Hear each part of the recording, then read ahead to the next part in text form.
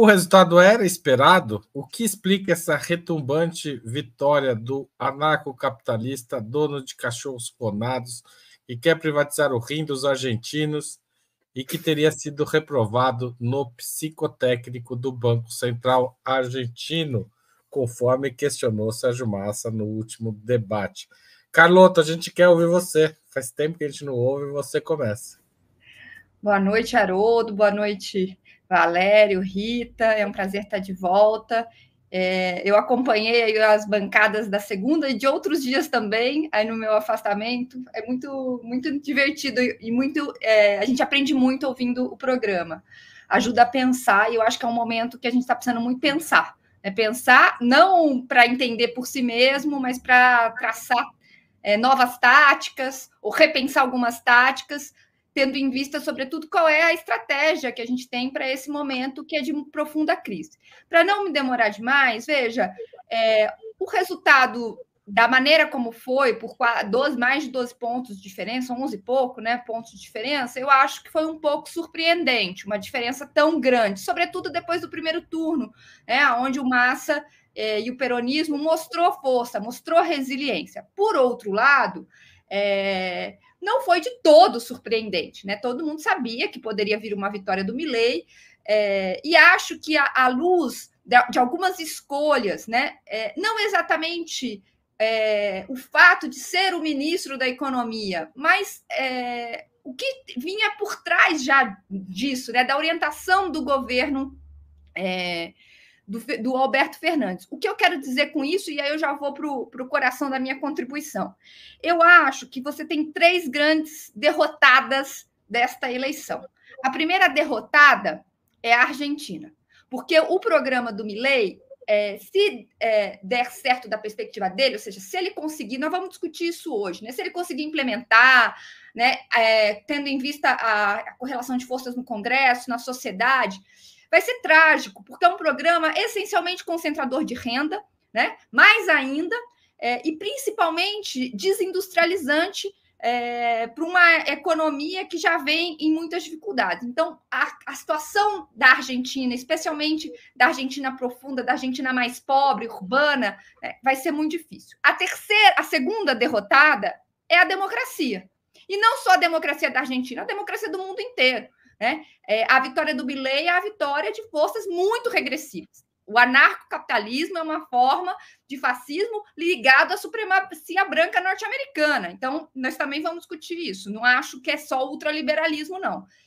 E a terceira grande derrotada, e com isso eu termino, é a opção dessa esquerda, que, diante de uma crise muito profunda, opta por alianças com o status quo conservador, né? Reformas mais ou menos, que não mostram para a população qual é o caminho para superar essa situação. Né? Apresenta mais do mesmo, frentes amplas, um discurso xoxo de defesa da democracia. Eu acho que este formato de uma esquerda que, para se manter ao poder, faz um giro ao centro para enfrentar a extrema-direita, para mim, sai também muito derrotada da noite de ontem.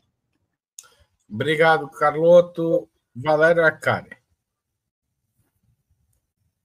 Muito bem. Boa noite, Haroldo. Maria, bem-vinda. E Rita, uma satisfação estarmos juntos mais uma vez, e a todos aqueles que acompanham Outubro nesta noite dramaticamente triste, um dia depois da arrasadora, avassaladora, dramática, trágica vitória de Milei na Argentina.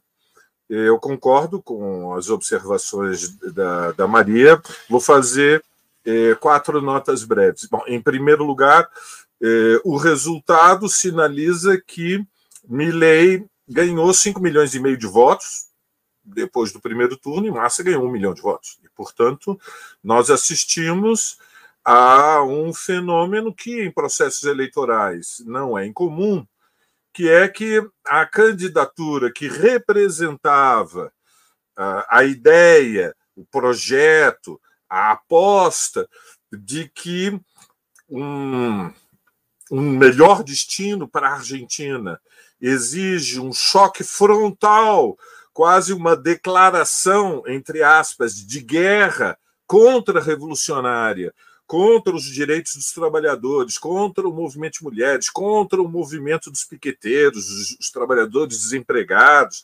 contra as conquistas sociais, os direitos humanos.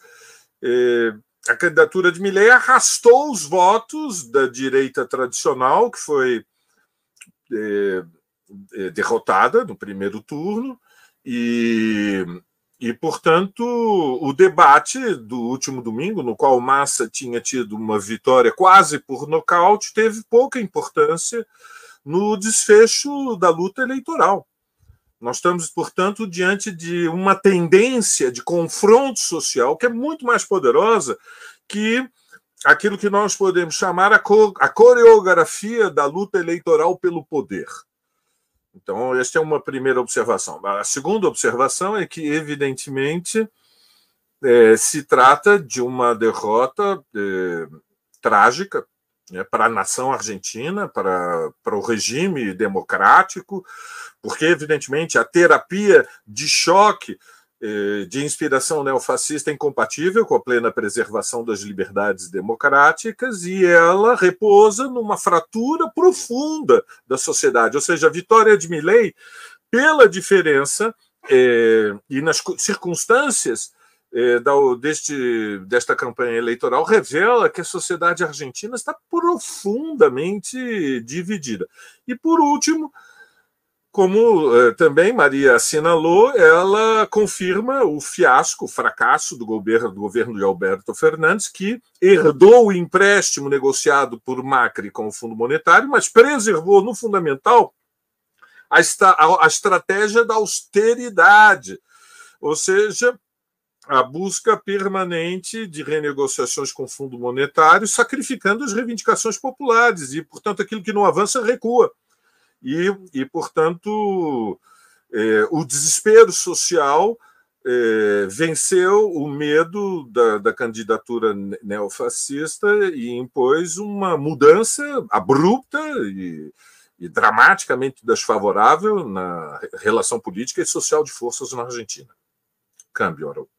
Obrigado, Valério. Rita Coitinho. Bom, boa noite, Maria. Um grande prazer, Valério, Haroldo e todos que nos assistem, também a Aurora que está aqui nos bastidores. Sem prejuízo de tudo que já foi dito antes de mim, eu acho que foram análises das quais eu compartilho, né? Então, dando continuidade ao debate, a pergunta é a respeito de por quê, né? Por que esse espantalho venceu a eleição? A primeira frase que me veio à cabeça é uma que já virou até motivo de cardzinhos emocionados na internet, mas que é uma frase muito boa de Antônio Gramsci, que é onde ele analisava as condições da crise orgânica na Itália. Ele falava do que o velho morre, né? O novo ainda não pode nascer, e nesse claro escuro aparecem os monstros, né? Então, me parece que a Argentina, ela vem já há muitos anos um processo de deterioração das suas instituições, um processo de crise orgânica, né, quando a sociedade civil já não se... A articulação da sociedade civil e das instituições de Estado, ela se afrouxa já há muito tempo. A gente vai lembrar daquelas crises lá do final dos anos 90, começo dos anos 2000, com Fernando de la Rúa e todos aqueles, as quedas sucessivas de presidentes.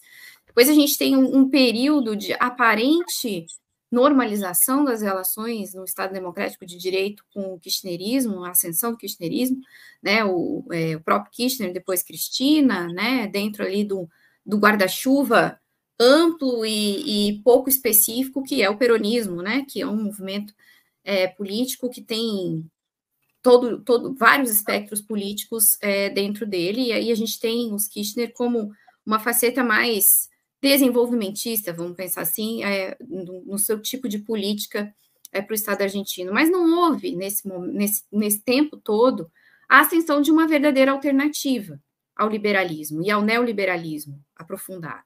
Houve algum amainamento do neoliberalismo nesses anos, mas a questão dos direitos sociais, né, a questão do aprofundamento das crises, das sucessivas crises financeiras, a perda de direitos trabalhistas, a questão das aposentadorias, a deterioração do nível de vida das pessoas, isso é uma questão que está posta há muitos anos na Argentina e leva a uma deterioração dessas relações da sociedade civil com os seus representantes. E como não aparece uma alternativa real a isso, os rinocerontes cacarecos, os macacos tião, né? Essas alternativas espalhafatosas e aparentemente antissistêmicas, elas se colocam, às vezes, como uma alternativa, alguns porque, de fato, são pegos pelo programa, pelas soluções mágicas vendidas por essas pessoas, mas outros por vontade de dizer, eu não me importo com esse sistema, eu não confio mais nesse sistema. Então, me parece que o peronismo também, enquanto alternativa, vou fechar, Haroldo, alternativa política para a Argentina, ele chega num ciclo que se esgota. O transformismo, um amigo meu me dizia isso hoje, o peronismo é o transformismo, né, da esquerda, que não permite que a esquerda, de fato, ascenda na Argentina e traga uma alternativa antiliberal, uma alternativa de desenvolvimento, de industrialização e de libertação para o povo argentino, né? Mas depois a gente continua o debate, já falei demais. Obrigado, Rita. O Milei tem na sua plataforma eleitoral, discursou sobretudo sobre economia, se posicionava de maneira extremista, especialmente na questão econômica. Mas ele representa uma aliança que inclui também setores pró-militares e gente que defende a anistia de torturadores condenados e até passos adiantes, como colocar os partidos comunistas na ilegalidade, etc. E tal. Vocês acham que o Milei dará passos extremistas na política tão fortes quanto ele diz que vai fazer na economia? Começo com Valério Arcari. Bom, Haroldo, é um pouco imprevisível a sequência exata das iniciativas e o ritmo do processo argentino, mas nós estamos diante de um governo extremista que tem um impulso contra-revolucionário, que resulta de um desenlace muito desfavorável da luta de classes e que, portanto, sai vitorioso das eleições em condições absolutamente excepcionais. Ou seja, há muitas peculiaridades no processo do Milei que o diferenciam de Bolsonaro, né, em muitos terrenos, mas é impossível explicar a dinâmica desse processo da Argentina fora do contexto latino-americano e mundial. Ou seja, nós estamos diante de uma onda mundial em que um dos traços fundamentais da situação mundial é que o capitalismo, no início desta terceira década do século XXI, uma fração das classes dominantes opta por soluções que são ajustes não só de natureza econômica, mas de natureza política, o neofascismo, como um fenômeno mundial. Depois tem as suas formas específicas, então tem os elementos caricaturais do bolsonarismo no Brasil, que assume uma forma de nacionalismo exaltado, messiânico, com inspiração místico-religiosa, e apela à audiência de um terço da população que se converteu a formas, enfim, a visões do mundo um pouco apocalípticas, mas o fenômeno é mundial. E, neste sentido, a dinâmica do governo Milei é ir para uma medição de forças frontal com a classe trabalhadora argentina, com os piqueteiros, com o movimento de mulheres, com os movimentos populares. E subestimar o Milei foi fatal. Veja, o peronismo tinha uma candidata que podia empolgar as massas, podia fazer mobilizações tão grandes, se não superiores ao Milei.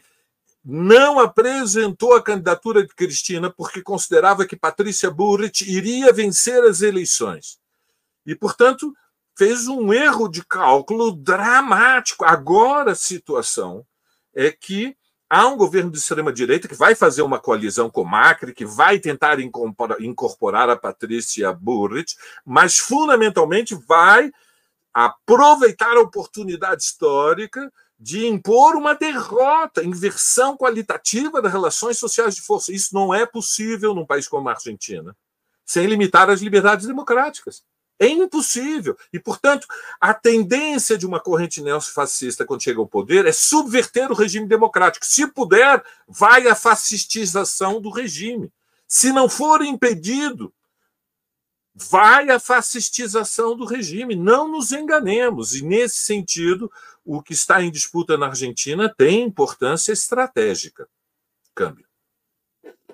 Obrigado, Valério. Eu passo a palavra para a Rita.